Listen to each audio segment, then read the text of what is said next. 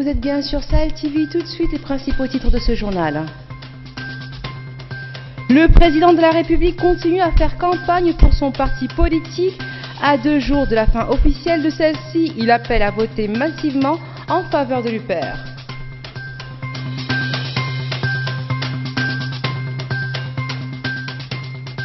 La campagne électorale crée de l'emploi. Les Mauritaniens ont vu prospérer des centaines de petits métiers ces dernières semaines.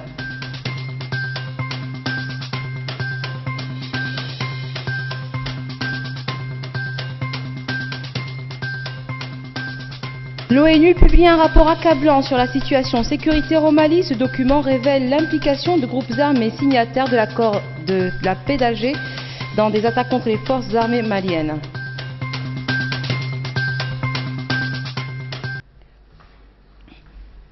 Mesdames et messieurs, bonsoir. Le président de la République vient d'achever sa tournée dans les capitales des wilayas du pays.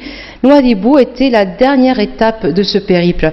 Au cours de cette tournée, Mohamed Ould Abdelaziz a exhorté les militants, sympathisants et adhérents de l'UPR à voter massivement pour barrer le chemin à l'opposition et ainsi préserver les acquis. C'est Récidibé. L'enjeu des élections municipales, législatives et régionales de septembre est de taille. La bataille s'annonce donc rude au regard du nombre important de candidats et de partis politiques. C'est conscient de ce défi à relever pour le parti au pouvoir que le président de la République Mohamed Ould Abdelaziz a effectué une tournée qu'il a conduite dans les capitales des wilayas. L'objectif de ces visites est clair, resserrer les rangs, dépasser les divergences, s'unir sur l'essentiel pour obtenir un bon score lors des élections à venir. Le score le plus important et le plus attendu pour l'Union pour la République reste l'octroi d'une majorité confortable à l'Assemblée nationale. Le chef de l'État a insisté lors de ses prises de parole avec les cadres sympathisants et adhérents de l'UPR sur la primauté du parti au détriment des intérêts partisans. Le président de la République a critiqué vertement les candidatures de certains membres de son parti en dehors de l'UPR pour exprimer leur frustration. Dans ce cadre, il a indiqué que les choix du parti sont à respecter. Le chef de l'État a fustigé également les candidatures issues de certaines formations politiques qui ont eu recours à des mariages de raison juste pour briguer des mandats politiques qui ne serviront pas l'unité nationale et l'intérêt général, a-t-il précisé. Du côté de l'opposition, à travers le FNDU, on s'insurge contre ces visites du chef de l'État en période électorale. Pour l'opposition, le président de la République a violé la loi fondamentale qui, selon eux, interdit au président de tous les Mauritaniens d'être au service d'un parti politique. Le président de la République a déclaré lors de ses visites que son engagement dans la campagne électorale visait à remettre les choses à leur juste place et faire la lumière sur ce qu'il a qualifié de contre-vérité véhiculée par certaines personnes concernant les candidatures en dehors de l'UPR. Mohamed Ould Abdelaziz a indiqué que les listes qui se sont présentées en dehors de la coupole de ce parti doivent être retirées immédiatement pour réintégrer le giron de l'UPR afin d'assurer une majorité confortable au Parlement et garantir ainsi la continuité des réformes de la construction de la paix et de la sécurité. Focus sur la dimension économique de la campagne électorale, loin de la propagande et de la démagogie qui animent souvent les discours des politiques, certaines catégories socioprofessionnelles tirent leur épingle du jeu électoral. La campagne crée des jobs et de la richesse. C'est Ahmed Beilatou. La campagne électorale est d'abord par essence politique, mais il faut dire que la politique est à la croisée des chemins. Ainsi, la campagne qui s'achève dans quelques jours aura créé des emplois certes éphémères pour la jeunesse en particulier. Les métiers les plus en vue restent incontestablement ceux liés à la calligraphie, à l'infographie, à la sonorisation, bref, toute activité en relation avec la communication électorale. En effet, tous les candidats ont recours au service de cette catégorie de jeunes professionnels pour donner plus de visibilité à leur programme. Ces jeunes gens seront donc les premiers à regretter la fin de la campagne. À côté de ces jeunes, il y a aussi les femmes spécialisées dans la confection des tentes et de leur location. La campagne électorale constitue pour elles aussi une aubaine. Les tentes se louent comme des petits pains en cette période électorale. Loin de discours politiques, la campagne électorale crée de l'emploi et génère de la richesse. La liste du conseil régional de Nouakchott du FNDU sous la bannière de la coalition de l'alternance démocratique a dû annuler son meeting populaire qui devait avoir lieu hier dans l'enceinte de l'ancien aéroport de Nouakchott. Les forces de sécurité sont intervenues pour l'interrompre suite à une plainte déposée par la société Najah, propriétaire de la dite place. Face à cette situation, les responsables ont prié les militants de quitter les lieux et les organisateurs d'enlever le matériel dans le but d'éviter tout débordement inutile. L'opposition accuse le pouvoir d'avoir interdit ce meeting de la coalition qui regroupe 6 partis d'opposition en bataille pour le conseil régional de Nouakchott.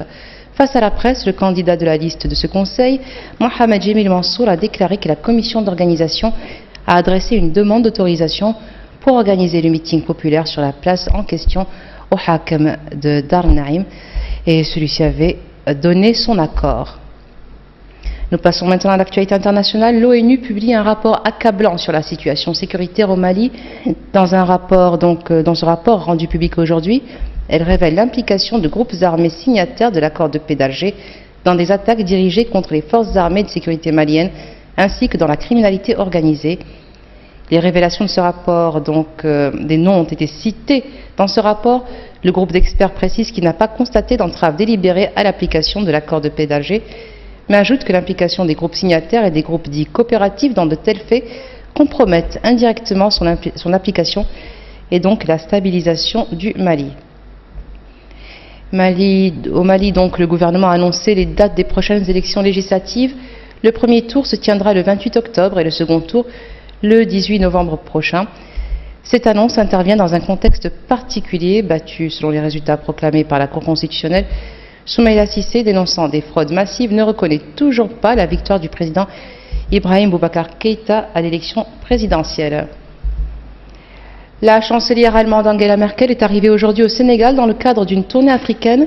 Selon un communiqué de la présidence sénégalaise, elle est accompagnée par une forte délégation d'opérateurs économiques allemands. L'Allemagne souhaite en effet intensifier ses échanges commerciaux avec le Sénégal.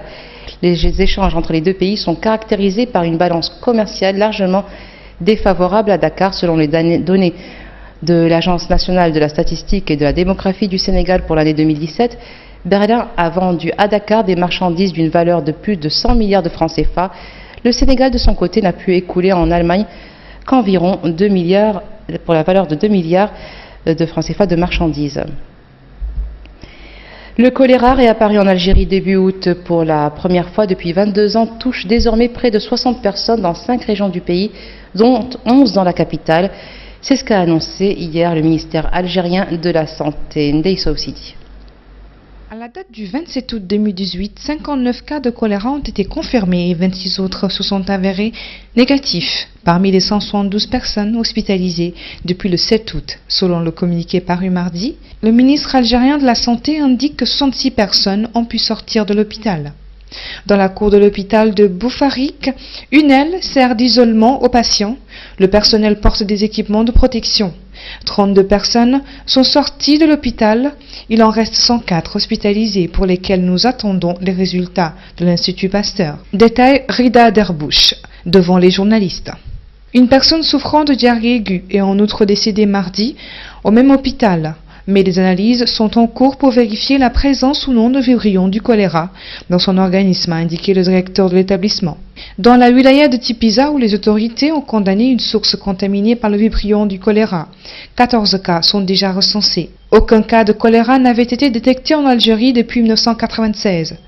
Alger, les analyses ont confirmé le diagnostic du choléra chez 11 malades. Et en Irak, Daesh a encore frappé aujourd'hui, une semaine après l'appel de son leader à poursuivre le djihad, tuant 11 personnes lors d'un attentat suicide à la voiture piégée. Donc 5 parmi ces personnes sont des membres des forces de sécurité. L'attaque a eu lieu contre un poste de contrôle à l'entrée d'Al-Qaim, ville irakienne située à la frontière syrienne. Le groupe État islamique a revendiqué cette attaque dans un communiqué. La déflagration qui s'est produite a également fait des blessés. Parmi les morts figurent 2 soldats des forces régulières et 3 membres du Hashd Sha'bi, les supplétifs paramilitaires qui ont aidé l'armée à chasser l'État islamique. Plus d'un siècle après, l'Allemagne a remis mercredi aujourd'hui à la Namibie des ossements de membres des tribus Herero et Nama. exterminés durant la période coloniale dans un geste de réconciliation jugé toutefois très insuffisant par leurs descendants. Lors d'une cérémonie religieuse à Berlin aujourd'hui, une délégation namibienne conduite par la ministre de la Culture Catherine Hans Marwa a reçu 19 crânes et des ossements ainsi qu'un scalp pris par les forces coloniales allemandes il y a plus d'un siècle. Après 2011 et 2016, c'est la troisième fois que l'Allemagne restitue des ossements de ces tribus à la Namibie. La plupart des dépouilles proviennent de la collection anthropologique de la clinique universitaire berlinoise Charité. Les historiens considèrent cette opération d'extermination comme le premier génocide du XXe siècle. Il a été commis à partir de 1904. Et voilà, ce sera tout pour aujourd'hui. Tout de suite, le rappel des titres. Le président de la République continue à faire campagne pour son parti politique. À 2 jours de la fin officielle de celle-ci, il appelle à voter massivement en faveur de l'UPR.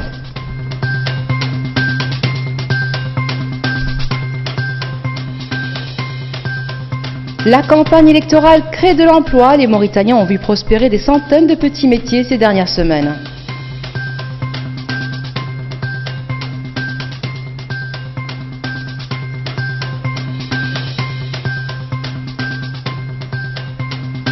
L'ONU publie un rapport accablant sur la situation sécuritaire au Mali. Ce document révèle l'implication de groupes armés signataires de l'accord de paix d'Alger dans des attaques contre les forces armées maliennes.